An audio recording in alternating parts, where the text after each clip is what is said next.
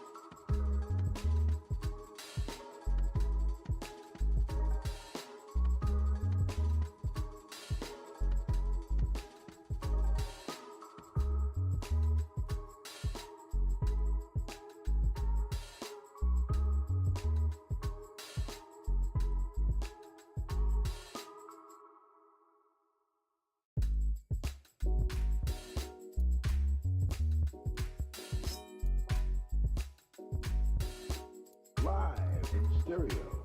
And wrong slide. Let's go to the right slide. Ladies and gentlemen, welcome in. Good to see you, Jeremiah, Void, Bud. Thank you guys for hopping in here nice and early. This is RawCast. I am RawTactics, joined today with TrueBlue, as always. How you doing today, bro? And just a little update just before everyone starts. It is absolutely glorious weather in Scotland right now. Really sunny. However, it is really windy. Right, that's typical Scotland for you. Glorious sunshine, but I've got a storm on my doorstep pretty much. The reason the reason I'm saying this is because my connection has been a bit funny. So if I start going a little robotic, that's why. But other than that, I'm doing great. I'm doing absolutely fine. Oh man, good to hear it, bro. Hey, if you guys don't mind, everybody on chat right now, let me know how audio is. We're using a different audio streaming service than we did last time. Yeah, just let me know if I need to balance anything out, if I'm too loud, he's too quiet, whatever. Other than that, let's go ahead and hop into here. What have you been playing this week? What have you been playing since we last spoke? I think the last RawCast was, what, like 3 weeks ago? Yeah, 3 weeks ago. So what have I been playing? So like, I've just started a new job, so gaming time has been quite limited for me. However, I've been playing, and we'll obviously touch on this in the podcast later on, but I'll be playing Fallout London, which is Yeah. been blowing my mind. It's been blowing my mind because Yeah. it's the actual quality, and a bit we will go into that. But yeah, I've been playing that, and I've been playing Delta Force, which is essentially a Battlefield clone. So yeah, it's alpha access at the minute.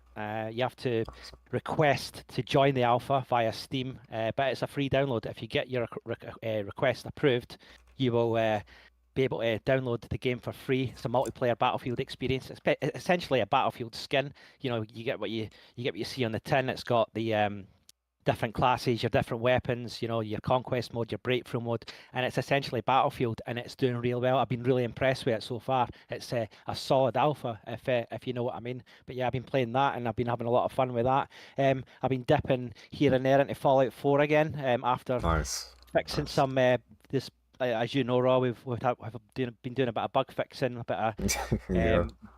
but tinkering with some of the stuff. So I've been playing that. I don't know about why, but I had a massive urge to do a bit of settlement building, and I decided to build a settlement on the castle in Fallout 4, which I'd never done before.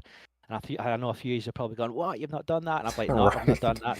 So I decided to do that with all my modded content, and yeah, I've been having a bit of a chill blast, like just doing that, building up my castle, getting all my settlers in and stuff like that. But yeah, those are probably the three main ones I've been playing, dipping between London, Delta Force, and Fallout 4. So yeah, that's what I've been playing. What about you, Raw? Is there anything specific you've been playing the last couple of weeks? I want to get my hands on Delta Force. I have been keeping an eye on that. You guys know, I don't really play that much multiplayer anymore, but Delta Force is one that I've had my eyes on. Um, I mean, on stream, we've been playing the mess out of Fallout London. We will be diving further into that in just a moment, but aside from that, we need to return back to Kingdom Come Deliverance so we can finish the DLC for that because we recently beat the game. Uh, I've been introducing a lot of people to A Plague Tale Innocence and A Plague Tale Requiem. I would somewhat consider them hidden gems, but they're more slept on hits more than a hidden gem. They're underrated, far underrated in my opinion. I know they're not everyone's cup of tea. We've had other people hop in the stream and talk about them, say that they enjoy watching other people play them, but it's not really their thing. They're kind of a mix of several different genres. It's primarily like stealth oriented, but we've had people compare it to like The Last of Us is an obvious comparison. Resident Evil, bits and pieces of like Uncharted when it comes to like puzzle solving or like certain, not platforming, but maneuvering through certain environments. Um, really underrated games. So the story in those are immaculate. They're so heartwarming and like gut wrenching at the same time. It's like a blow to the stomach in certain parts of those games, but they're so good, so good. It's nice getting to go back and replay those. Uh, See, I've not played. I've not. I've heard of it, but I've not played it. So it's interesting you talking about it because I didn't expect it to be that sort of game. Do you know? It's like, is it kind of? You said like it's kind of Last of Us style story in terms of yeah, like it's not on rails, but you go about and there's stealth it's elements and yeah. it's pretty linear. Yeah, there's especially certain missions, certain levels, whatever you want to call it. It does have very linear times, but it's the story, man. You're playing it for the story. It has fun gameplay. It has like little crafting elements and little crap like that. There's different ways to tackle certain enemies and certain objectives. Like there's some variation, but it's pretty linear. Yeah, that sounds good. I might have to check it out. I kind of briefly seen it on your stream and stuff like that. So it's a game that kind of interests me. So yeah, in a little bit, my Steam library's full, as you know. So Yeah. Oh I'll need to yeah. make room, man. I'll need to make room, especially with London and Delta Force taking up a lot of my time. If you want to, we can go ahead and hop into London because London's got some crazy stuff going on right now. I mean, to start with, they just released a new update. The first major update was put out within the last 24 hours. The official notes on it include an update that fixes 50 bugs to improve user experience and quest progression. Molotovs got nerfed, weapons reclassified, new items added, NPC bugs fixes, gameplay adjustments. Uh, the Churchill glitch where Churchill just disappears and then it calls in dog meat. Apparently that was fixed. And one that I've heard a lot of mixed feedback on was the audio tweaks, which seems to primarily just include reverb. Like they've added reverb in the same way that reverb and ambience overhaul does. I've heard mixed things on that. Primarily today on stream, I heard people kind of mixed opinions on how they feel about that. Playing on an ultra wide monitor with a headset, honestly, I like the reverb. It makes me feel a little bit more immersed, but I know that's really not for everyone. But the thing that is for everyone is the stability, because instead of having to download what Buff Out 4 and God, I keep forgetting the name of that other one. Whatever the other thing is called to improve stability, they just updated it, added it in there themselves, and then all these additional tweaks on top of it. Like once again, this team is just they're on top of things, man. They're showing the industry up at this point. Yeah, I think the other thing we want is XE plugin pre-order for Fallout 4. So Yeah. there's another add-on, but yeah, that's the sort of things. But I think you said those are going to be introduced in the update, the sort of patch, aren't they? Oh yeah, they're implemented in there right now. If you guys have updated on GOG, You have to go in and do the update and then like delete one other file. I can show you guys on Discord if you need any assistance for anyone that's interested in that. But But yeah, see let's. I know, Raw, you just touched on the sort of what the team are doing and the updates, but can we just talk about how good Fallout London has been in terms of the game? Because for me, it's been an absolute like surefire success. Like I've not finished the game. I reckon I'm about quarter of the way through because I'm one of those ones that likes to do all the side quests and like explore and stuff like that. But the scale of the mod itself is absolutely insane, isn't it? It's just it's crazy. It's crazy. So I mean, as if someone's been living in a vault, see what I did there? Not a cave, a vault. Wow. the past couple of years or whatever, it's set in a post-apocalyptic like London, and they're completely nailed the atmosphere. You've got everything from your your bombed out remains of Buckingham Palace to like the eerie emptiness of the London Underground. It's gritty, it's dark, and it's so quintessentially British in the best way possible. That's the best way I can put it. Do you know what I mean? I mean, what really stands out to me is the story so far. Again, I'm only like probably quarter way through, but it's not your typical save the world kind of real quick. If you think you're a quarter of the way through, you're not.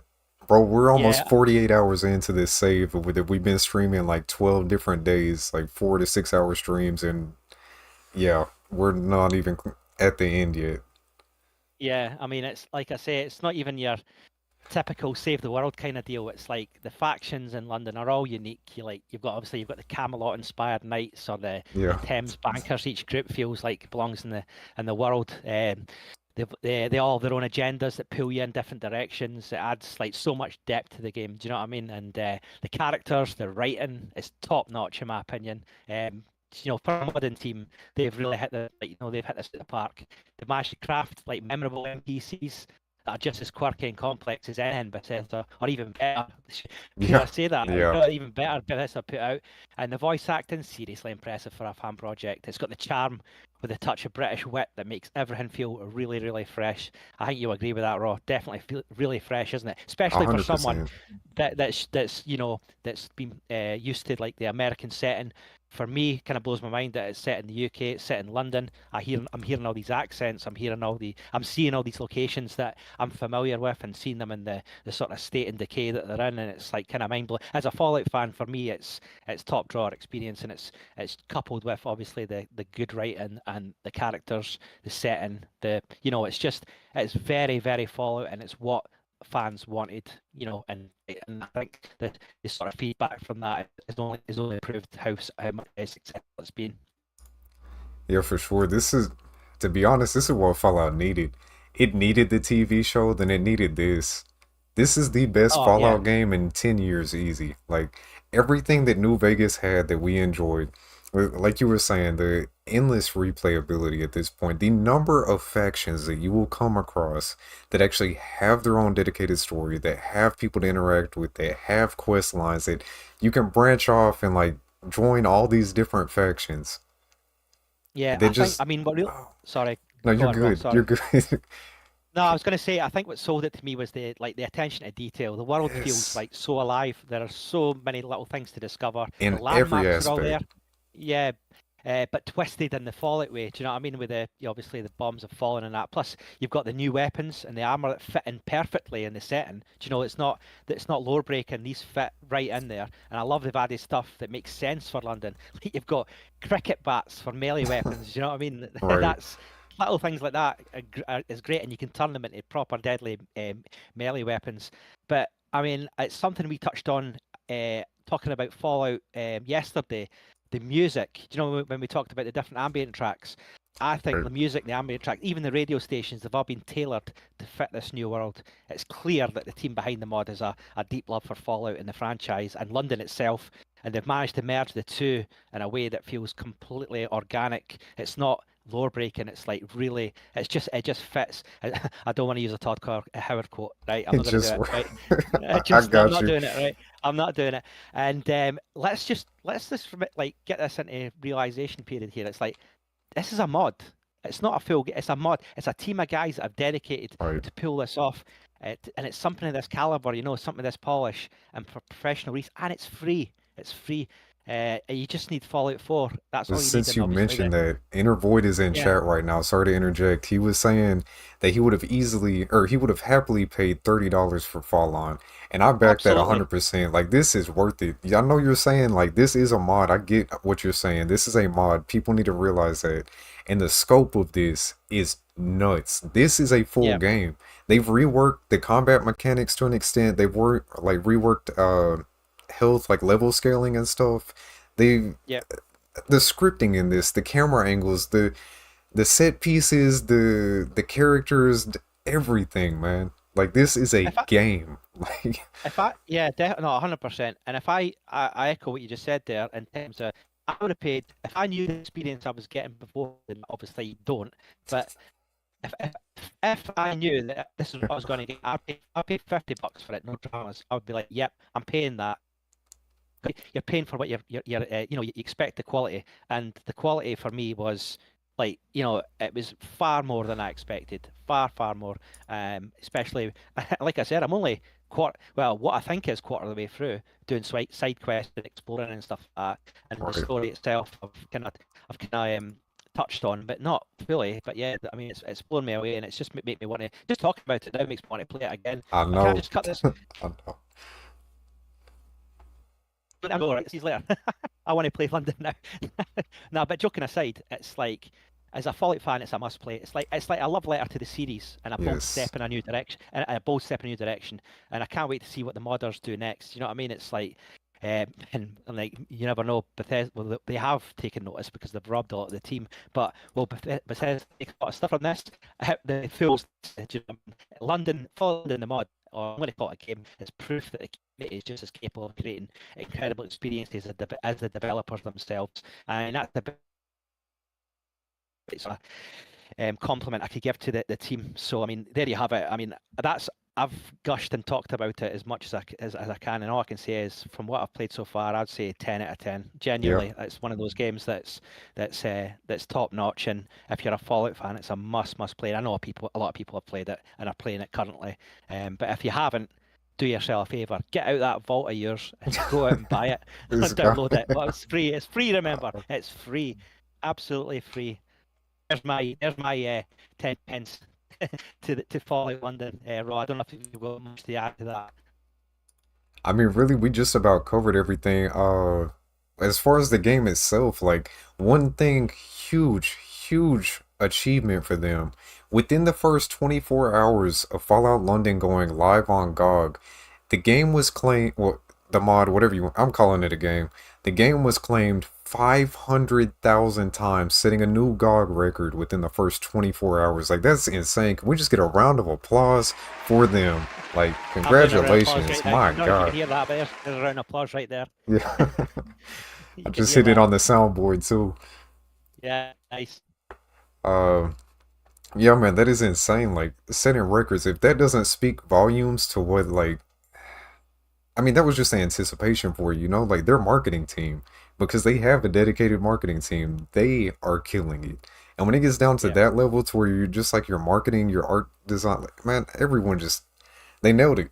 They nailed it. They were talking before, I wasn't really planning on bringing this back up. We spoke on it briefly before. The team was discussing that if this comes out and it's a good enough success, that they're considering like doing further endeavors, and I hope to God that this turns into them becoming their own studio. I don't care what they put out next. I know it's probably not going to be Fallout related if they become a new studio because Bethesda's not going to outsource. They're not going to do that. But whatever the hell they put out after this, I will buy it. yeah. I'll second that.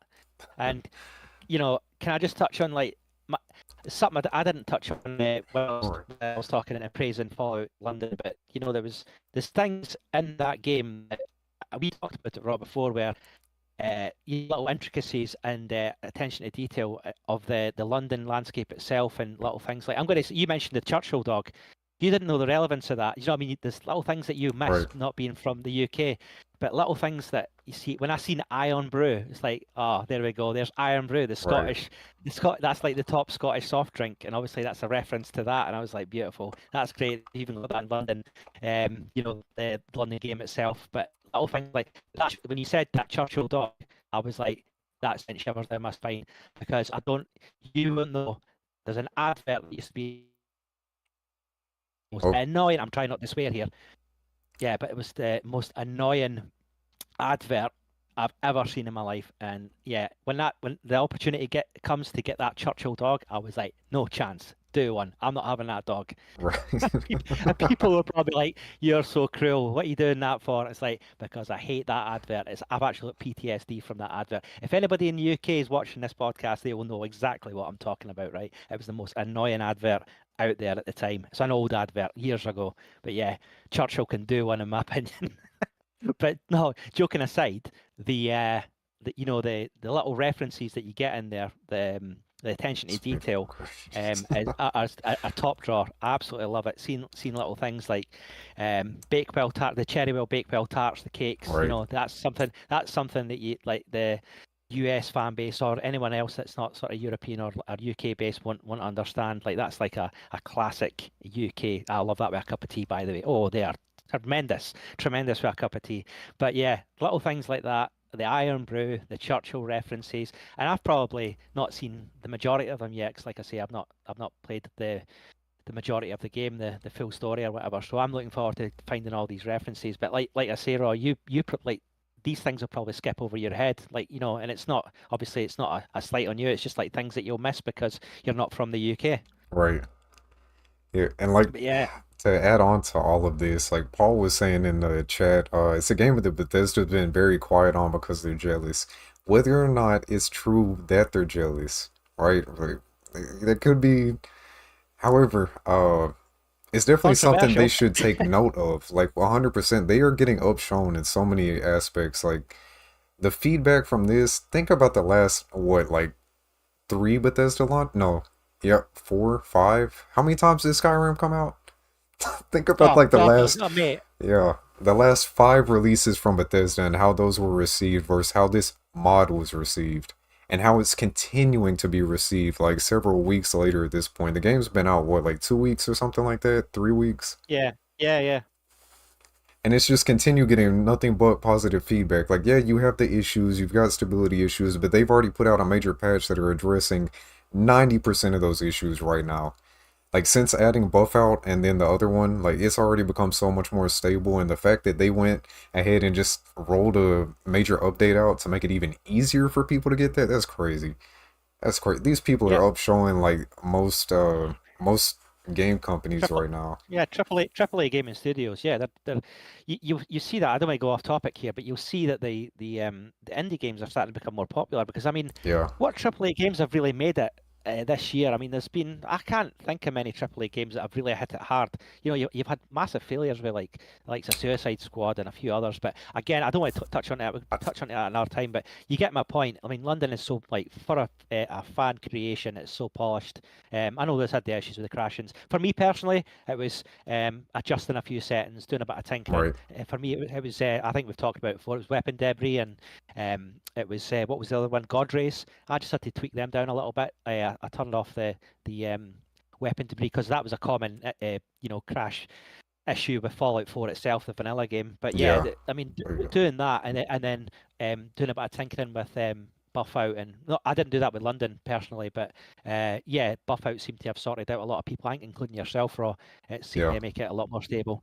But yeah, just, I mean, those they were a little slight annoyances, but you know, if you look at the overall package, it's been a huge success in terms of the games, story, all that sort of thing. But yeah, but you said they're actively looking to fix it. You've got the updates, they're looking to improve it, you know, not just stability issues, but any other feedback from the community. They've got the Discord server that offers live one-to-one chats to sort your problems. Sorry, I think I might have dipped out there a little bit, but yeah, the what do you call it, the live service that the Discord provide, the Fallout London Discord, yeah, they're Yeah. one-to-one chats, and yeah, I mean, it's the fan service is fantastic. Would you get that at Bethesda, one-to-one service? That's what I Trying to was sort your saying, issues? bro. I was just Yeah. about to point that out. Like, what other Would you company is would you get doing that? that right now?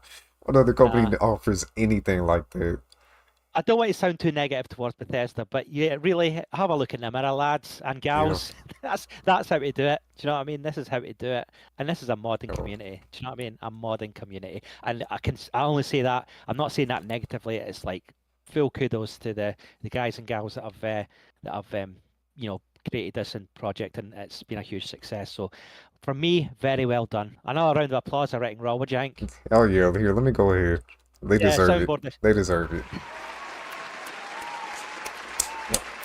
I'm gonna take a couple notes from Beat and Void, and I'm just gonna run with this for a second. This completely off. Beat was talking about they released Starfield. LOL, how do you come back from that? A little bit ago when we were discussing recent releases, and Yeah. people seem to agree with that. And then a quote from Todd Howard that Beat also referenced.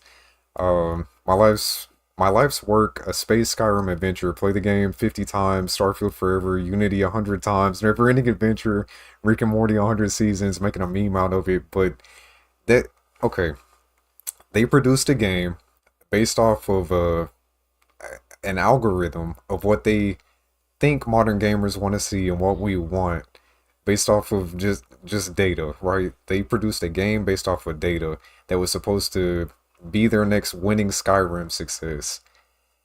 Yeah. This comes out, and it's a game made by gamers for gamers that actually know and give a damn about what gamers want. Excuse my language, sorry, but they care about what we want. You know, it's people that, oh, you want to engage in quest line with actually branching paths where your decisions matter and you have multiple choices, and something you did in one of these other missions actually matters here. Like, it makes you want to replay it versus a game that's built strictly to be replayed over and over, doing the exact same thing over and over with very linear, narrow quests and storylines. Like that. This is a game I would play 10 times more off. A game I will play 10 times more often than Starfield. I hope to God that some of these like up and coming updates that they actually can make a little bit of a turnaround. I want to see the game win.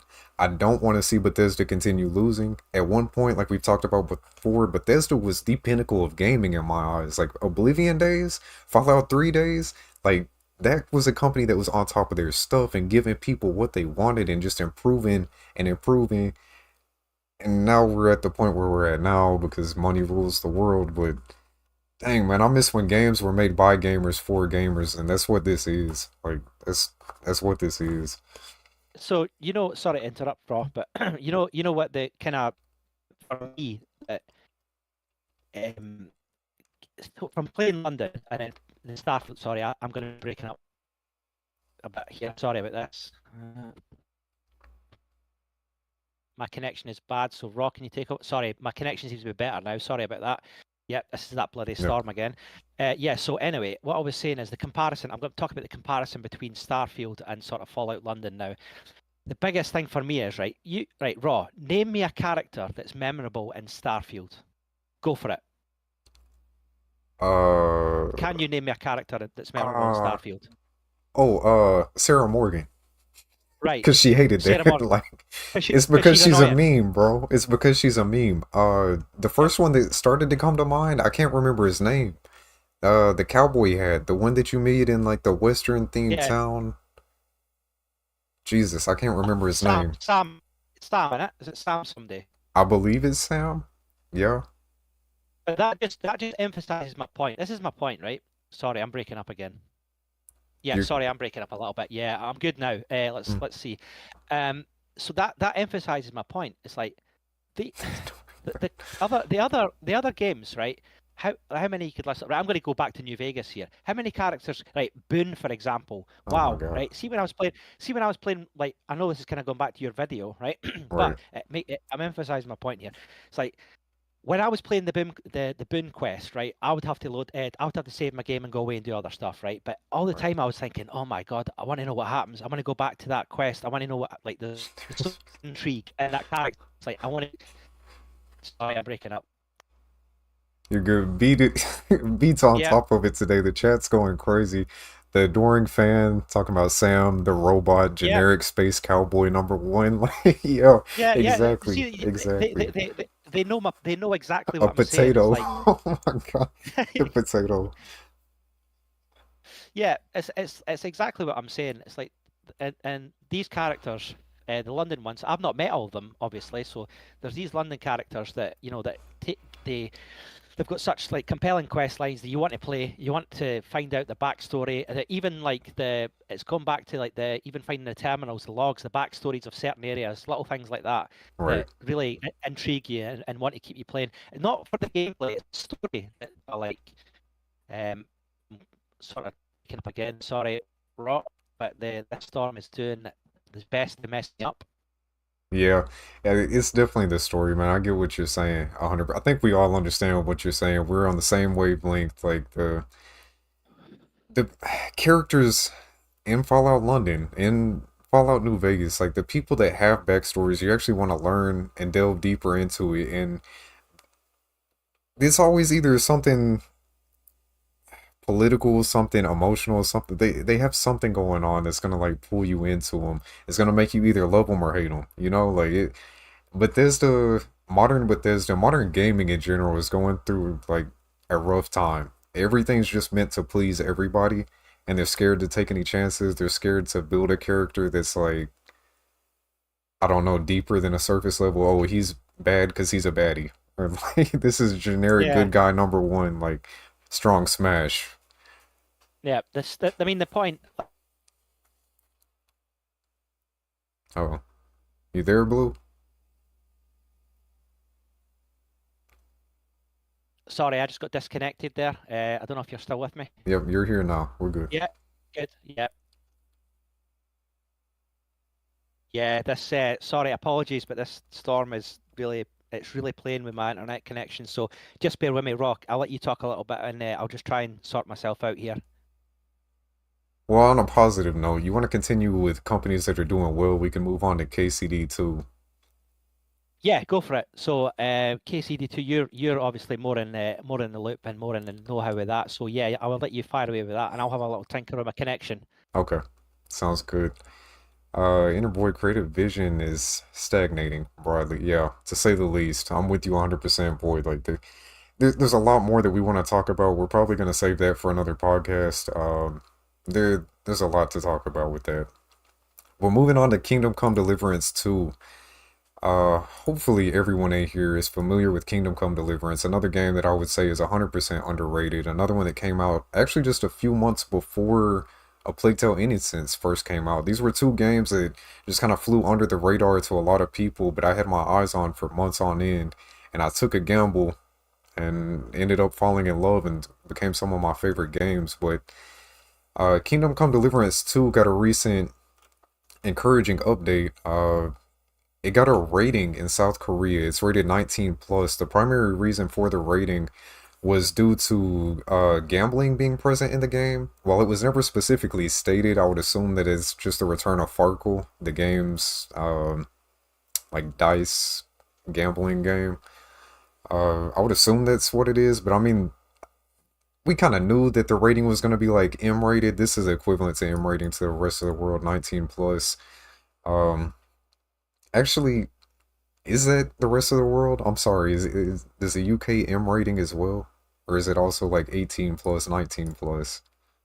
I think so. Yeah. I mean, whatever the rating, you're going to be. For me, it's going to be some, decent content. Right.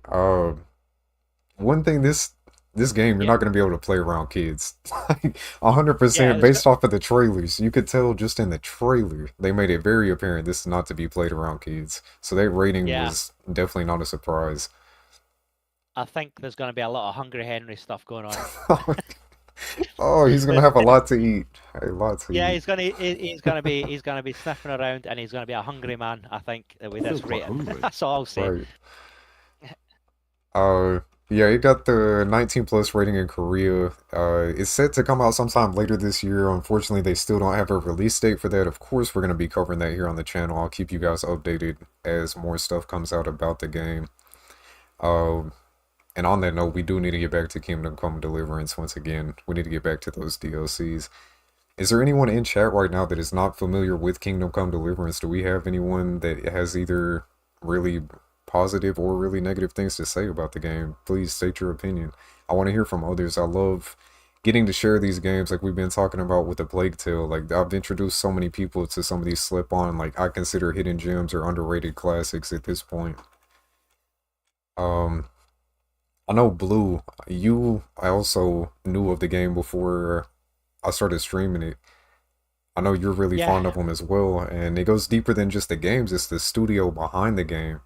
We were talking about these companies handling all this stuff wrong, but Warhorse Studio is just on top of stuff. I can't remember, did we touch on what they're doing in the last podcast? yeah. We didn't. We touched on like I think we touched on like how in depth their research was in terms of because they're a Czech. I think we said they're a Czech company, and the research they did into the historical accuracies of the game itself was like second to none. You know what I mean when it comes to the lore itself and the time period. They kind of got it spot on, didn't they, with the sort of history and the sort of the characters and all that as well. They seem to get it bang on. It's kind of like going back to the sort of Fallout London thing where the Right, team have clearly did their research. They clearly are passionate about what they do, and it comes across in their games. And that's one of the things that made it attractive for me playing it back in the day. I remember buying it because it was, I don't know exactly how I found it, but it was. I'm assuming it was probably somewhere on YouTube that like, recommended to me because obviously I'm quite big into my RPG games and things like that. So it was right, probably recommended me through that. But it was kind of put across as a game there that's not handholdy. We've talked about this before. It's not handholdy. It's like it was very Morrowind for me in terms of experience, where you weren't given like a lot of guidance in terms of like quests and things like that. You had to sort of right. work out what to do. But yeah, that we did talk about this on the I think the previous podcast. But I mean that's one of the attractions of Kingdom Come if you're into that sort of thing. And as an RPG fan, I like that sort of thing. I like the sort of fact that you have to use your brain essentially and work out what to do next, and your choices impact a lot of different stuff. And it's not, especially the combat as well, like the combat is not, it's not for the faint-hearted. As you know, right? Right. As you know, we've saw your streams, we know what's going on. Oh, Especially that dog, bloody hell, oh my that dog. God, that, Yeah, but no, Stupid dog! on a You serious make me note though, look it's bad. like yeah, you need to, if you're in combat and you mess up, then you mess up, and it's like right, resave or load back up again to try again. It's unforgiving, pretty unforgiving, but I like that because it it makes you play in a way that you want to play. You are that for sure. character. You're genuinely concerned about. You don't want to die. You don't want to mess up. You take time and put your attribute points into things that will help you. You're going out to buy the correct armor and all that kind of stuff. You're upgrading your swords, that sort of thing. I love that sort of stuff, and it was very kind of Morrowind for me. And those aspects, and that's the kind of RPGs that I like, and I think obviously you like as well, Raw. Oh yeah, for sure. And the company on top of that, man, like War. First of all, good night, Paul. Have a good evening. Thank you for stopping by. Good to see you. Good night, Paul. Take it easy. Before he said, before I go, Kingdom Come Deliverance is a phenomenal game. 100%. The games are sensational, like you were just going on about, and the company behind them, like Warhorse Studio, they came out of nowhere with this game. Like I'd never heard of them before this. I think this may have been like their first. I don't think it was their first game, but it was the first one to actually hit. And Yeah.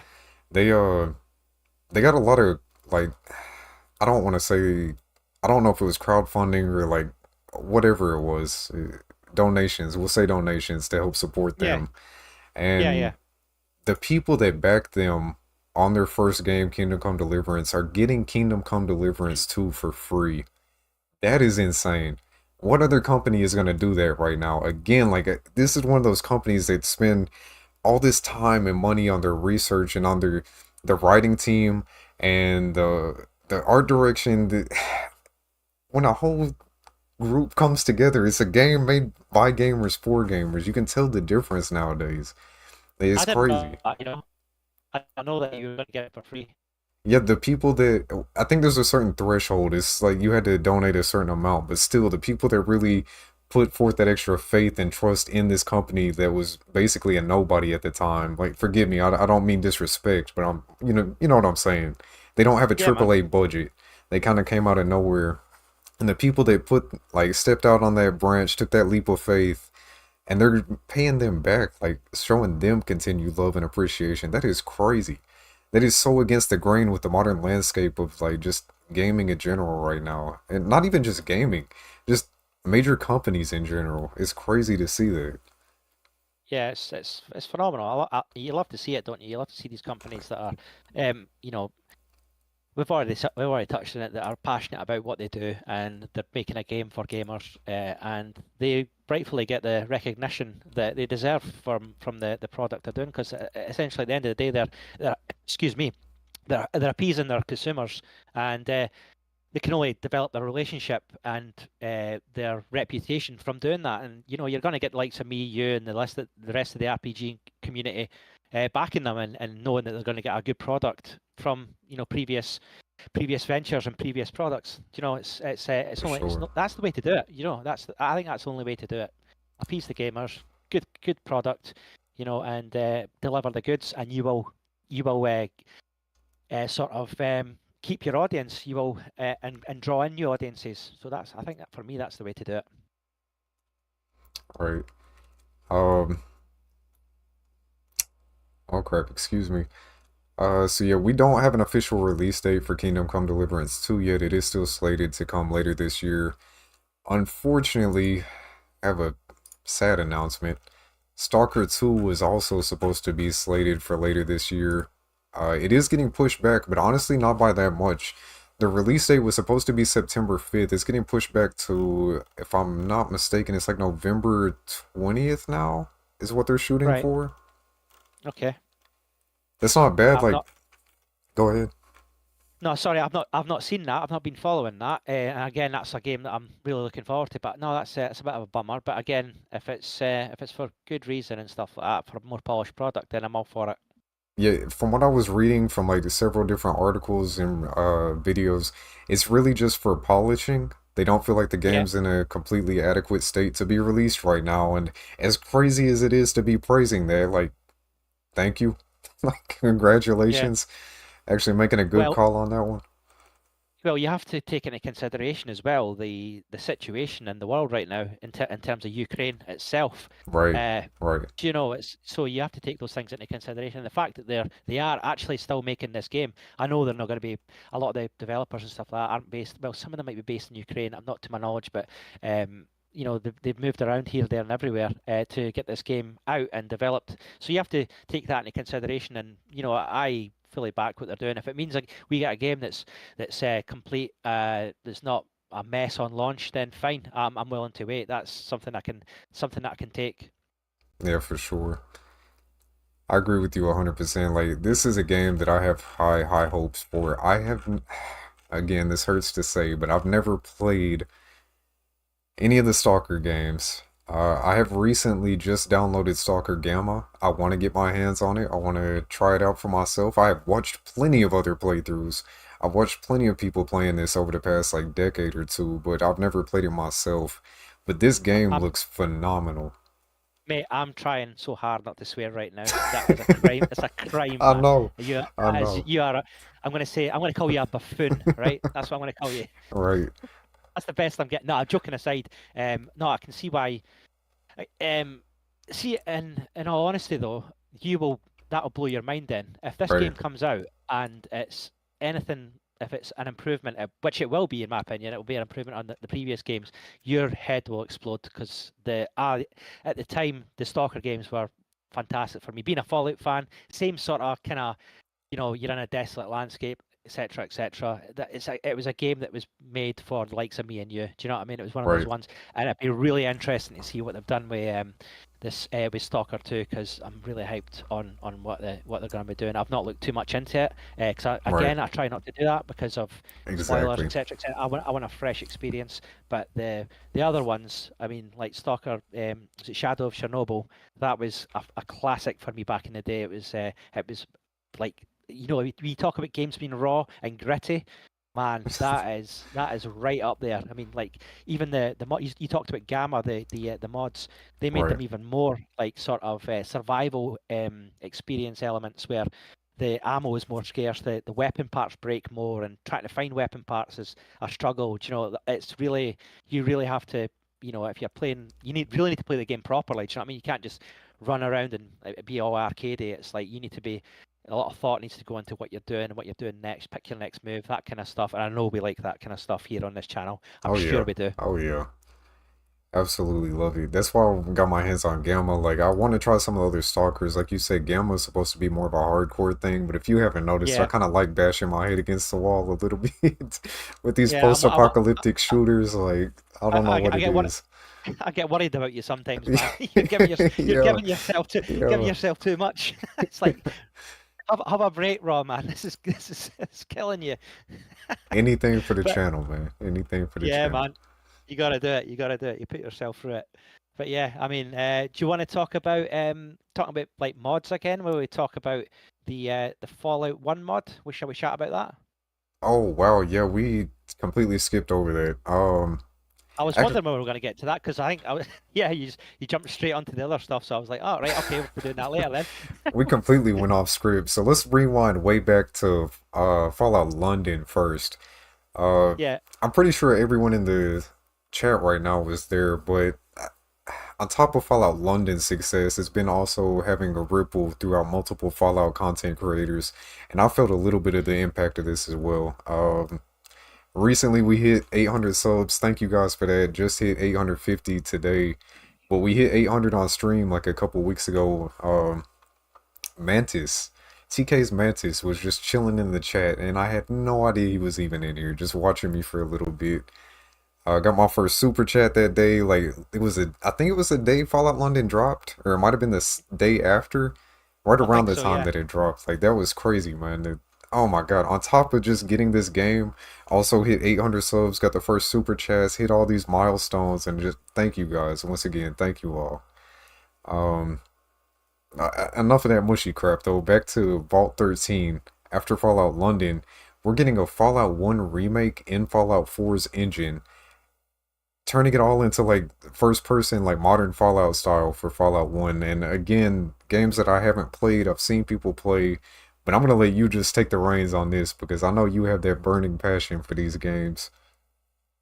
absolutely. So, if anybody doesn't know, Fallout 1 is my number one. It is my favorite game ever. So, it was the game that introduced me to the Fallout franchise. Yeah, the love for this game is off the scale for me. So this is a 10 out of 10 game for me, Fallout 1. Yeah, but to see that this project, so it's called Vault 13, it's a mod for Fallout 1, and as Raw correctly said, it's the Fallout 4 engine. It's a modding team that have put their heart and soul into this. At the moment, they've got a demo that's out, but I'll touch on that in a little bit. I'll talk more about sort of what it is. So it's basically it's an ambitious fan project that reimagines and expands on the original game.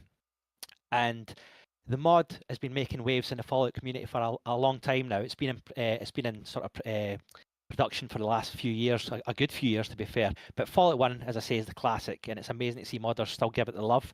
But before we get into details, I'll give you a bit of background on what makes the mod so special. So Fallout 1, as I said, my number one game. It was released back in 1997, so that's showing my age. Jesus, that's a long time ago. And it introduced to us and introduced to me the apocalyptic world that we all come to know and love. So, it's the RPG as you play as the Vault Dweller from Vault 13. You're tasked with finding a water chip to save your vault. That was the sort of plot of the game. The game was groundbreaking at the time. It's like, it's deep narrative and open world exploration. Tim Kaine and his team did a fantastic job with that. But what the mod does is essentially expand on the original experience of the game. The mod, like I said, has been in development for several years, and it sort of aims to flesh out the story of Vault 13, but add in new quests, characters, and areas that were hinted at in the original game, but were never fully explored. So that's something that I'm really, really interested in. A lot of unanswered questions. Do you know what I mean? Questions that I didn't. I needed answered essentially in Fallout 1, but this is going to be answering those questions in these sort of new areas, new quests, new characters, which I did not expect, which I'm really excited about. The modders themselves didn't just slap, any old content. They've carefully crafted stories and environments that feel like they should have been or could have been in the original game. And it's almost like, I would say it's like a director's cut or an extended edition of Fallout 1. That's the kind of way I'm looking at it, So, I mean, one of the standout features that I've researched is the expansion of Vault 13 itself. So you start off in the Vault, Vault 13, start your story, and then your starting point, you don't spend a lot of time there. You're kind of just like, you're pushed out. But the mod is designed to flesh out the vault itself with new characters, dialogue, give you a bit of an insight in the community and the tensions that exist in that vault and below the surface. And it's supposed to really bring the place to life. So I'm really, really buzzing about that, because again, there's a lot of questions that were unanswered.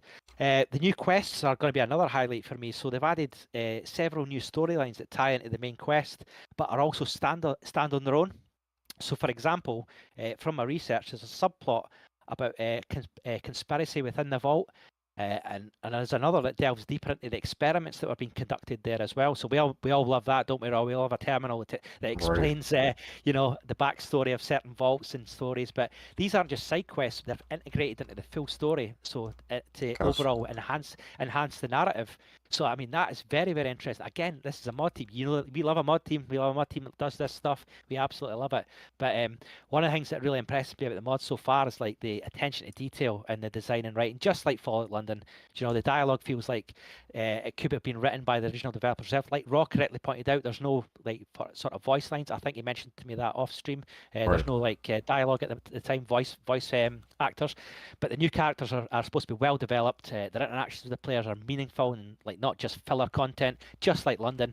But the game itself, I'm very excited for, as well as the new sort of mechanics they're introducing. They're little subtle changes, apparently, that don't disrupt the classic Fallout 1 experience, like new weapons. The items are going to be well balanced within the game's existing content, and modders were careful not to overpower the player or break the game's balance. Now, the overpowering thing, I need to talk about that, because in Fallout 1, for the guys that haven't played it, essentially there was a part of it in Fallout 1 where you got Brotherhood of Steel power armor. Once you got that, you were the GOAT. It was like God mode, basically. And then if you found a what do you call it? There's a plasma rifle as well. We're all familiar with the plasma rifle, right? In Fallout 3, Fallout New Vegas and stuff.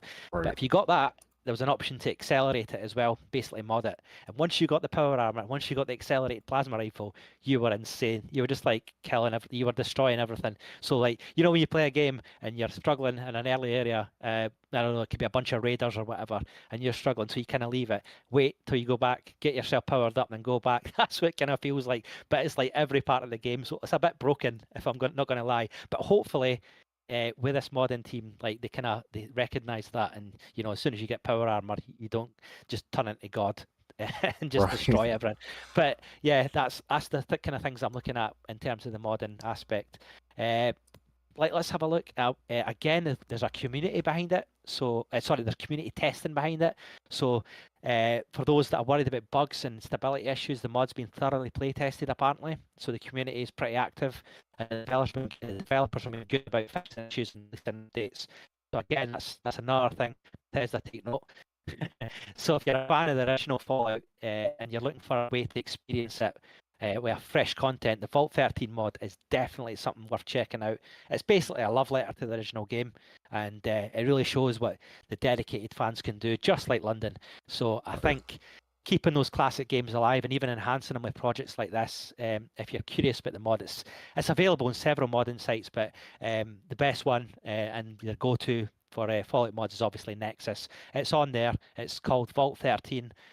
We'll probably link it at some point in the general chat, won't we, Raw? For sure. For everyone to do. But yeah, that's something I'm really, really looking forward to. I've downloaded it. I've not had a go at it yet, but yeah, so far the experiences from other people, and let's not get this wrong. It's a demo at the moment, so. Yeah, I'm just looking at the page right now. The areas that it will cover, the demo itself. Let me just find this. So it's essentially Vault 13, Vault to your first sort of directional in the story to try and find that water chip. You've also got Shady Sands, which I think a lot of people will be familiar with it was controversial in the Fallout TV show of what happened to that, but we'll not go into that. That could cause Right. that could open a can of worms. And you've also got the Raider base, the Can base as well. So you've got those places to explore. And I think that's a good introduction in terms of the demo. Do you know what I mean? It's a lot of content there. But bro, from everything I've talked about, I mean, you've yet to play. I know you've seen it being played and stuff like that, and you're aware of it. But what do you think? What do you make of that? I mean, it sounds like another London, doesn't it? It sounds like another potential, little gold mine in terms of Fallout content. What do you make of it? Yeah, no, for sure. It sounds like another huge ambitious project, and it's just Fallout 4 in general is in such a good state with the modding community. Like, Yeah, we got so many major projects, and this is crazy getting into if this becomes my first experience, because I'm just going to be completely honest with you guys, I want to go back and play Fallout 1 in its base form. But with how everything's going between games that are coming out and all these other games, I want to show people the mods, like if Fallout London and all this other stuff, like there's not enough time in the day for me to stream everything that I want to yeah. stream and play everything that I want to play. But if this becomes my first foray with Fallout 1, like, I'm down for it, honestly, because it sounds like it's made by people that really have a passion for it.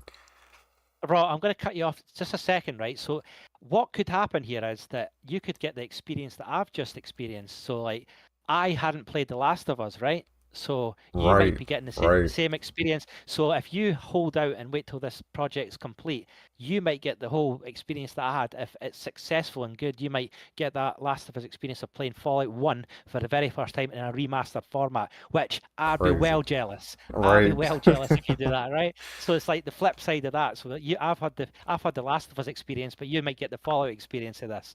So I'm kind of jealous of that. I'm hoping for it, man. I'm hoping that all these projects can come together, but Fallout 1 remake, this would be crazy. This would be Yeah. crazy.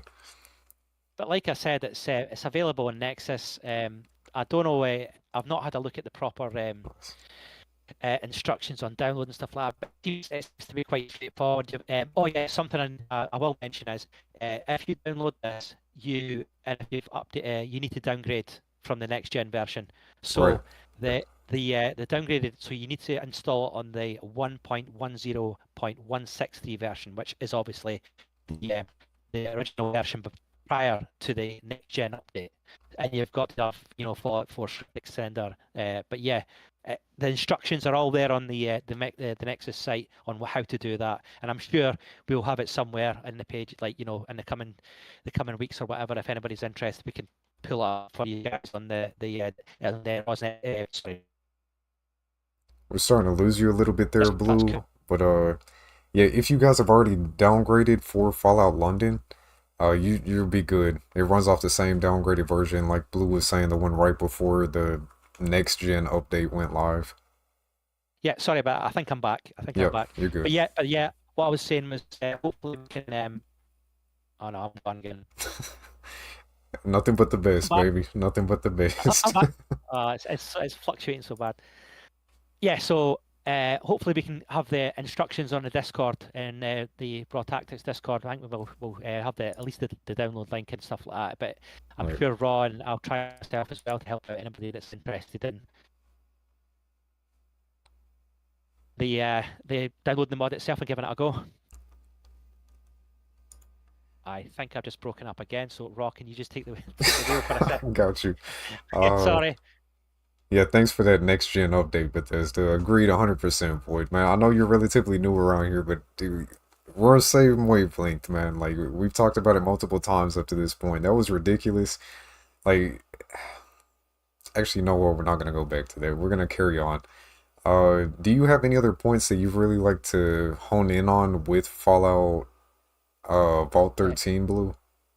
So I mean, as I think I've already touched on it, but like Fallout 1 is the GOAT for me, and if they can recreate that experience to anyone and like the Fallout 4 engine with it being polished and adding new content that isn't breaking lore and stuff like that, I don't think they will. These modding communities are all over it, and they know their stuff. So I'm really looking Just forward what? to giving this a go. I just Right. yeah, I hopefully you know what? I might even just hold out and not even download the demo. I might wait till the full game just for the full experience. Just concentrate on London a little bit, and just wait to see what comes of it. Yeah, I was wanting the same thing, man. I was really considering doing the exact same thing, but everyone on Discord, everyone on YouTube is like, "No, play it, play it. We want to see you play it." Well, yeah, I think you should. You think? Think I should? Yeah, We'll see. that's what I see your experience on it. I want to see how you feel. Got you. Yeah. We'll probably be giving that a go very soon. I don't know exactly how soon. I may give it a little bit more time to like bake in the oven a little longer, because like you said, Fallout London is so fresh right now. It's such a new experience. I want to continue what we're doing with that. Yeah, absolutely. Sounds good to me. But it's exciting just having all these different projects on the horizon and be able to delve into stuff that fresh and new, and also stuff that's going to be reimagined as well in terms of Vault 13. It's an exciting time to be a Fallout fan, to be fair. Yeah, no, for sure. As great. Do you care if we transition real quick? Sorry, say that again. Are you okay if we transition? Is there anything else you'd really want to cover with Vault 13? No, I'm absolutely fine with that. I mean, I think we've touched on a lot of good things. I think it's going to interest a lot of people what we've chatted about. And if you're a Fallout fan, then it's something definitely worth checking out on Nexus Mods. But yeah, I think we should move on to your next topic. Yeah, that is also linked in the Discord already. If you guys are interested, it's a direct link to the Nexus page. Boyd was saying that he's probably going to check it out this weekend. He actually just started Fallout 1. That's crazy. His first playthrough of Fallout 1. Oh man, he's jealous. Man, that's the experience for that. Like the talking heads and all that in there in the story. I'm not going to go too much into it if it's his first playthrough, but man, Right. what a game! What an experience for me. And if you can go back and play those games and ignore the sort of jankiness or they're obviously outdated, but enjoy the story, enjoy the experience, and you'll be able to see where Fallout sort of came from. Do you know what I mean? For me, it's still the best. It's still the best one. I mean, Fallout 3 and the New Vegas and all that, great. But when it comes to the original, it's Fallout 1 for me all day long, and 2, to be honest. Stepped away for a moment. Unfortunately, as great as Fallout is right now, like as great as everything's been around Fallout, we got some bad news, guys. Got a little bit of bad news. I don't know how bad it is for y'all, but Game Informer, after 33 years, Game Informer is gone. GameStop finally shut them down. From what I understand, they've been holding on by a thread for like the last several years. It's like everything else right now. The games industry is pushing toward a digital era. Media's become digital. It's a really unfortunate time. Like, I've got so many fond memories. I'm sure, Blue, you probably have some too. I'm sure a lot of people in here that grew up gaming, we all have some type of memories with Game Informer. Like, I'd rush to school before classes, try to make it into the library every week, trying to wait on that next edition of Game Informer to get in there, because for some reason my school had Game Informer, what was it? Cheat Code Central? Was it that one? See, I wasn't Game Informer wasn't a thing for me, to be honest with you, right? It was more I was more like PC, like, so I don't know, like when I was when I was going to newsagents and buying magazines for cheat codes and things like that. It was Right. always try to remember, it was the NME. That was one. It was NME. I can't remember. Nintendo NME. magazine. And there was also like PC Gamer and things like that. Those were the ones I Right. would jump out and buy. But I'm not really, if I'm being honest, I'm not really familiar. I think maybe a US thing. I don't know if it's a UK thing, because I've got not much knowledge about it. So like, anything you tell me will be like insightful, to be fair. Well, I mean, here, you were talking about The Last of Us. That's one of my showcase pieces. I have The Last of Us Game Informer right here in front of me. Right. I mean, do you remember, did you ever watch G4? the old TV station G4, watch X Play? The only reason I know G4 is because of that Frosk meltdown. Oh Are you aware crap. of that? Oh crap. Yeah. Yeah. Yeah, that's the only reason I know G4. I know it was a very, very popular gaming sort of channel or an ad like gaming journalist that would give you all the up-to-date stuff, but it kind of crashed in it. That's my knowledge of Yeah. it. She went a bit nuts and went on a big massive rant, and after that, a lot of gamers went, you know what? No, I'm not watching them anymore. So that's my only for, to be honest with you. It's kind of unfortunate because I'm back in the day before we had YouTube, before you could just, I mean, before the internet was what it is right now, where you could just get everything like fed to you directly. You get all this news directly to you. We had stuff like G4, and I'd say Game Informer is kind of like a physical media version of G4. It's just all types of gaming news, exclusive.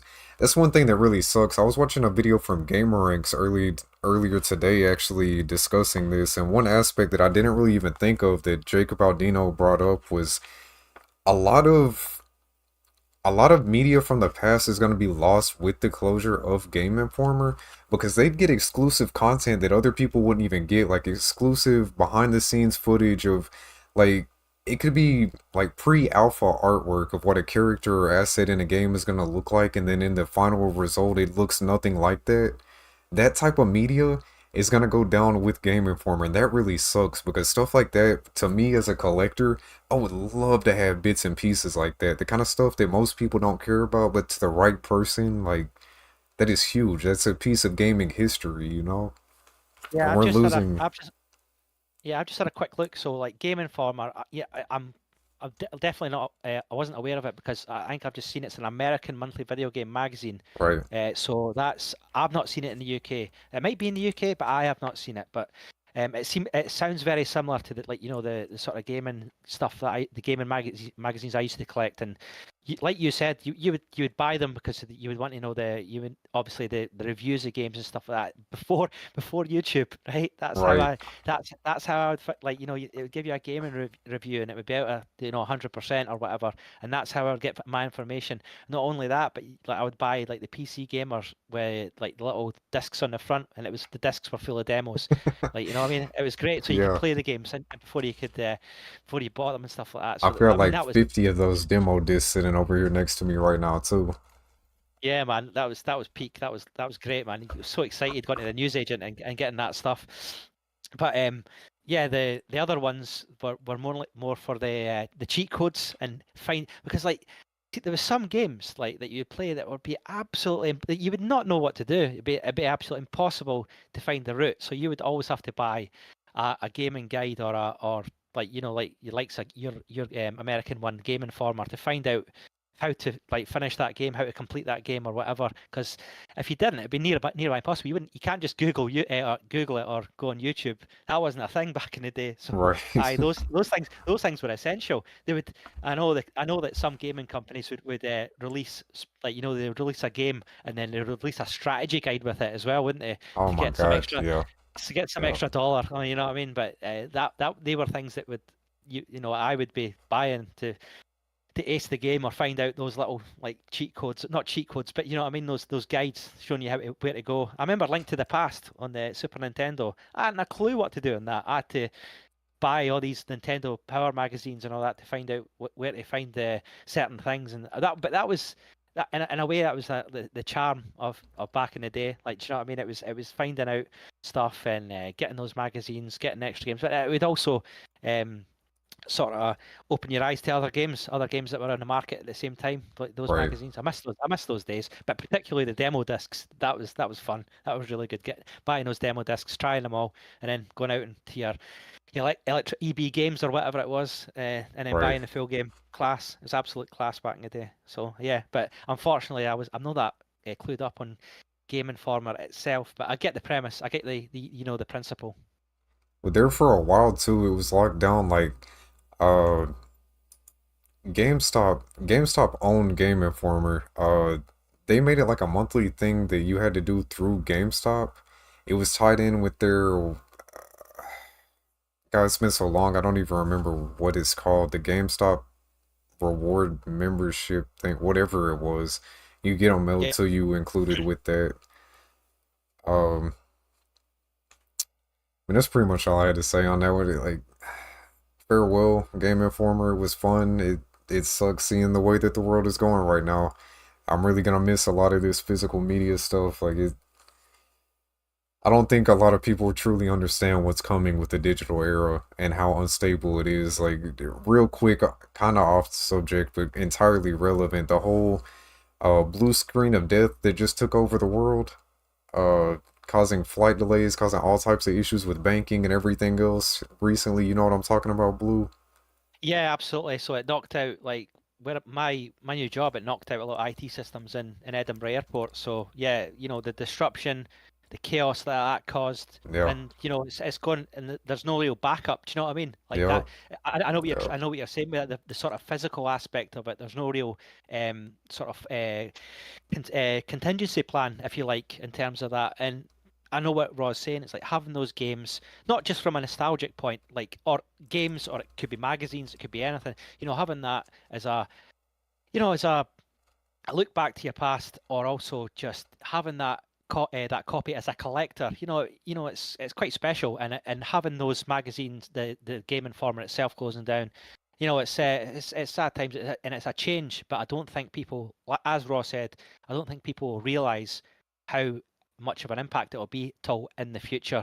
It'll be felt, and it'll be sad because looking back, it was part of it's part of my childhood, probably part of Raw's childhood as well, growing up, and it's things that won't people won't be able to experience, and I think that's quite sad. I know it's making us sound quite old, but Right. you will understand at some point in your life. Trust me. Unfortunately, it sucks when it Yeah, happens. When you finally have that epiphany moment, like, oh my God, I'm old now. yeah. I wasn't talking about that specifically, mate, but yeah, I was talking I about mean, it the loss. plays into it though. Like, Yeah, I yeah, miss Blockbuster. I miss going to physical media yeah. stores. I miss going to check out games in person. I miss, like, yeah, I miss those feelings. Yeah, so yeah, I mean, all in all, I think it'll be sadly missed, and it's a shame that people won't experience um that sort of feeling, and that bit of nostalgia, or just the general experience of collecting stuff. And I know Ross a bit of a collector, and he's got a lot of stuff on his shelves, and stuff here, there, and everywhere. So I mean, Right. yeah, it's sad. For those people that enjoy that sort of stuff. But I mean, thanks for the memories, Game Informer. That's all I can say, really. Right. Um, I mean, on to the next thing. On a brighter note, it's not a positive note, but on a brighter note. Okay, look, Yeah. I'm gonna preface this first. My wife has been spoiled in multiple aspects. She wasn't really into gaming before me, right? Like, she played stuff here and there, but not to the level that we're at now. Like, I introduced her. She's a huge movie watcher. I introduced her to the likes of, like, Red Dead Redemption 2, God of War, The Last of Us, A Plague Tale Innocence, Plague Tale Requiem, Kingdom Come Deliverance. I showed her these games that she sat down and watches, like, movie with engaging story and gripping narrative. And then transferring that over to the TV side and movie wise, like, her introduction to, like, game into another form of media, The Witcher was the first one that she saw. And The Witcher was Yeah. okay. Like, she enjoyed it. She enjoyed The Witcher 3 and she enjoyed The Witcher TV show. Adored The Witcher, I mean, The Last of Us video game. She liked the TV show. And then Fallout, of course. Like, Fallout, just a complete runaway success. We've covered that to death already. I don't really think I need to go any further into that. Yeah. But now she gets a taste of what we've been used to for the past, like, 50 years, with the Borderlands movie debuting at a 0% rating with over 10 reviews placing it at 0% rating. That is hilarious. We, That's oh that's my that's God. we've not seen that ever before, have we? We've not seen No, a zero not that percent on bad. there on Rotten Tomatoes, man. That is nuts. Like, that is crazy. I, it goes back like so many years, so many bad video game adaptations or movie into games, games into movies. It's been such a hard thing for people to pull off, and it always gets put in the wrong hands. This Yeah. is a perfect example. Like, leading up to this, if you go and watch the trailers, and you just see the casting. The casting makes no sense. It, it's people trying to push certain mindsets and Narrative. certain agendas that Yeah, we don't really we're not going to get too far into on this podcast, maybe in the future, but yeah. there's That's a new, a that's a whole podcast on its own. That. yeah, for sure. For sure, but this is ridiculous, man. Like this is what I'm so glad that the Fallout TV show was put in the right hands, because if you put the wrong people behind projects, you're going to end up with crap like this. A 0% rating is just nuts. I mean, like you say, we could go down a rabbit hole and chat about loads of different stuff, but I, I know when you see the casting, kind of try and gloss over, you try and look past that, don't you? Go, all right, okay, they're trying something different. Let's see if it works. But I would say 9 times out of 10 it doesn't, because you're alienating an audience. They're gonna go, what is this? And I've seen it countless times. You know what I mean? In different movies, you're just gonna like go, what the hell is this?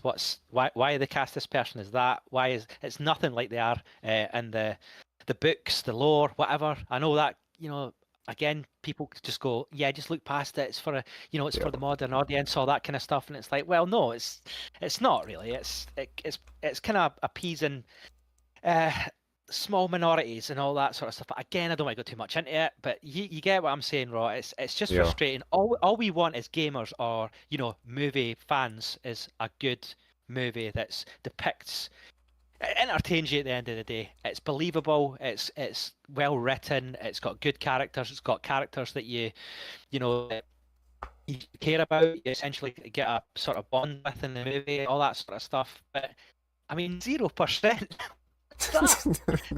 It's What is hilarious. that? That's what it is. Like, okay, hold on. Let me look up the current rating. I've heard that it's been slowly climbing up. Like, there's been a few people come out and rate it a bit better, but I mean, still, it debuted at 0%. Uh, yeah, there was over 10 people that reviewed it when that first 0% dropped. I mean, Borderlands movie rating. Uh, PG-13. Oh, not PG-13. I guess I worded that poorly. yeah, I mean the Oh wait, the Borderlands movie is rated PG-13. Wait, okay, you can't do Borderlands PG-13. That's like a game coming out rated T. It's just not yeah, that gonna be doesn't make Borderlands. yeah, that's silly as well. PG-13. Wow, I'm having trouble finding anything about that. Everything I'm seeing is just them releasing to a 0%. Oh, it's up to So who? 10% right now. Up to 10. Wow, 10. But who's this? Borderlands is an old game, right? It's an old video game. So who's their target audience here? Is it if it's like that? If it's rated that low in terms of you know PG-13 or whatever it is? I I mean, haven't who seen they the trying? movie, so I couldn't really say. I mean, from what Because I've heard, it's just. Go ahead. no, sorry, I'm just like thinking. If the movie's like sort of tailored towards kids, then I understand the PG-13 rating or whatever. But this is a video game that's been out for God knows how. Like it came in the 2000s, right? Like it's an old video game, Yeah, the Borderlands. original Borderlands is like 10, 10-ish years So old, maybe.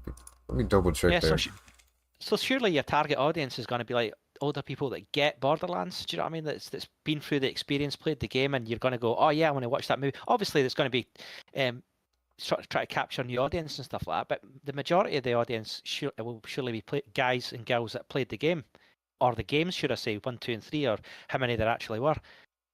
I just don't get that, and it shows from the was it 0 to 10%? I think that's just a bit Right. mad. Yeah. Utterly ridiculous. Uh, I mean, on top of that, we've got what, Warner Brothers? Warner Brothers is looking to potentially sell their gaming division, but they're more likely to actually outsource their IP to other studios, which I'm really interested in. Like, I'd like to see who ends up with the next Batman game, because what they've done with the Batman series, Batman used to be a joke. Like, Batman was a complete, utter joke back in the day. It was like the Dark Knight trilogy. Like, I know this isn't games, but around the time of the Dark Knight trilogy, wasn't that also when we were getting the revolution of the Batman games? Like, The whole Arkham series. Yeah, I think so. I think you're right. I I think it was never right really played around the that Batman. time. Yeah, I never really played the Batman games, if I'm being honest with you. I've never played Arkham Knight. I've not played any. Last Batman game I played was probably on the Super Nintendo. That's Oh, how long. that's what I'm saying. They were a joke back in the day. The Super Nintendo, and then they had what, PlayStation 1 or PlayStation 2 Batman game that was just god awful. It came out and it basically did what Borderlands movie just did. It completely flopped. The one on the Super Nintendo was awesome. Batman Returns, if I believe. It was a side-scrolling beat 'em up. It was class. It was really, really good. Actually, Yeah, I'm going to have a look at that actually right now. But I think it was called Batman Returns on the Super Nintendo, and it was in the style of like Double Dragon, Final Fight, Streets of Rage. It was like that, but it was really good. It was SNES graphics, obviously. It was really good. So that was my only experience at Batman games, I think, if I remember right. But I yeah, I'm probably thinking of something else then before this. There was what, Batman Begins? I think this may be the one that I'm thinking about. yeah. So the one I'm talking about is definitely a side-scrolling beat 'em up on the Super Nintendo. And I'm just gonna Google it because I'm gonna make sure I'm talking about. I think it was called Batman Returns. Man Returns. Batman and Robin. That's that's what it was. Batman and Robin on the PlayStation 1. That was a complete joke. Oh yeah, That's here the we one go. I was thinking of. So yeah, I found my one. It's Batman Returns, and it's on the SNES. And I'm looking at it now, and it still looks awesome. Still looks like really, really good. 1992. That was a long time ago. Yeah, 1992. Right. Or was that 1992, 93? Yeah, but that was on the SNES, and it got a yeah, it got a great rating. It was made by who was it? I'm pretty sure it was Atari. Uh, so it was on Atari Lynx Game Gear, and the SNES. But yeah, the game itself got a 93% review rating. So yeah, it done really Nice. well. So it was a good game. Good game. The Arkham collection has been really well received. I can't remember exact ratings right now. I know that they all scored really high though. Like Arkham Origins, Arkham Asylum, Arkham City. They've all been received really well. They actually play well on the Steam Deck too. If you guys have never played them and have a Steam Deck, they play very well on there since they're a little bit older games. Oh, I just seen Batman Returns was produced by Konami, so that explains a lot. I mean, they were really good Right. Oh yeah. at the time for SNES stuff, developed by Konami and Spirit of Discover and Denton Designs. So yeah, really, really good game. Well, yeah, I'd like to see Definitely. who can get their hands on this. Like, I'd like to see a different company try to take on something like Batman. It would be interesting. Like, as great as the Arkham series games were, it'd be interesting to see it in new hands. Well, did they not kill Batman off in Suicide Squad? That Oh awful my game. God, we're not. You're talking about games Yeah, well, pushing agendas. We're gonna. Oh we're my not gonna go God. there. We'll forget it. Like, move that aside. That was awful. I mean, other than that, I think most of the major topics that have happened within the past few weeks, or at least here recently, to cover. There is a rumor going around about Half-Life 3. There's not a whole Yeah. lot of evidence about this as of right now. The- I say the hell is gonna freeze over before we see Half-Life 3. But there, okay, let me just read from this article. A voice actor has accidentally let slip that they've been working on a new Valve title codenamed Project White Sands. And there's people that have been going down all these rabbit holes and finding multiple ways that and these other minor potential little hints kind of point back at a Half-Life experience. To be honest, I would see like a follow-up to Half-Life Alex being in development. Because you know Hmm. Valve will never do a 3. They have not done a 3. I would love to see a Half-Life 3, but I'm not going to hold my breath. Like, Yeah. I think I think you might be right, but as much as we would love to see it, I don't think we will. Not in the sort of next well set of years or whatever, but maybe in the distant future, if anything. But I don't think we'll see anything. I mean, I'd love to be proven wrong. I would love to have my words shoved right down my throat, and for Half Life sure. comes out, and then the next what couple of years, I'm having nightmares about head crabs again. But yeah, I can't. That'd be That would be, beautiful.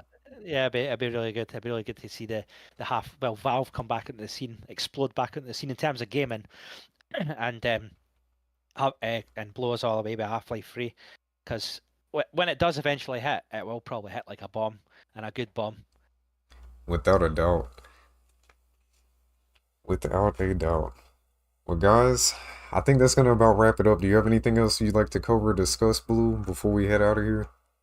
No, I think I mean we talked about it. It's all really sort of positive stuff until towards the end, and 0%. I still can't get my head around that. But anyway, yeah, I mean Fallout London, absolutely fantastic. Go and check it out if you haven't already. I mean 100%. you're probably, if you're a Fallout fan, you're probably all over it. But also keep your eyes peeled on Vault 13, because that's going to be, I think that's going to be the next sort of, I wasn't going to say London, but it's going to be another awesome experience if they get it right. And I think with the modern community that they have and the effort they've put into it, I think they will get it right. So it's something that you will definitely, I will definitely be checking it out. So I guess you guys will be checking it out. But no, thanks for listening to me and Raw ramble away and talk about Right. about gaming and our opinions. But yeah, thanks for tuning in, and I wish you all the best, and hopefully the connection wasn't too bad. The storm seems to have settled down a bit in Scotland. It's still sunny, which is weird, but yeah, it's hopefully the connection wasn't too bad. And yeah, take care, everyone. Thanks for listening. You guys take care of yourselves. Stay active, stay healthy, stay hydrated. I love you all. Hope to see you again very soon. We will be live again with another RawCast.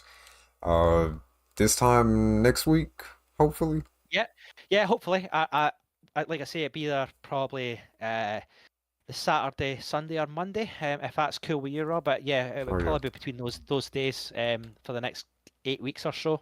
Just looking at me and Ross schedules and stuff like that, trying to get sorted out. It is a pain living in different countries. Right. But we are trying our best. We definitely are trying our best to try and get you content and our opinions on gaming. There may even be another one within the next few days, but we'll see. Stay tuned on Discord. I love you guys. We are out of here.